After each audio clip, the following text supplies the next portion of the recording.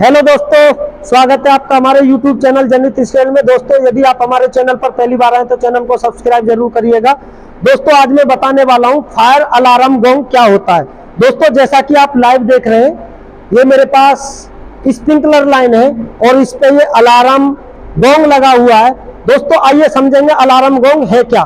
दोस्तों, यदि कहीं पे हमारा स्प्रिंकलर टूट जाएगा और वहां से पानी निकलने लगेगा तो यहाँ पे हमारी बेल बज जाती है। इससे हमारा जो फायर ऑपरेटर होता है उसको पता चल जाता है कि भाई कहीं पे हमारी लाइन टूट गई है। तो दोस्तों, उम्मीद करूंगा वीडियो आपको पसंद आएगी। वीडियो को लाइक करें, शेयर करें, सब्सक्राइब करें। धन्यवाद।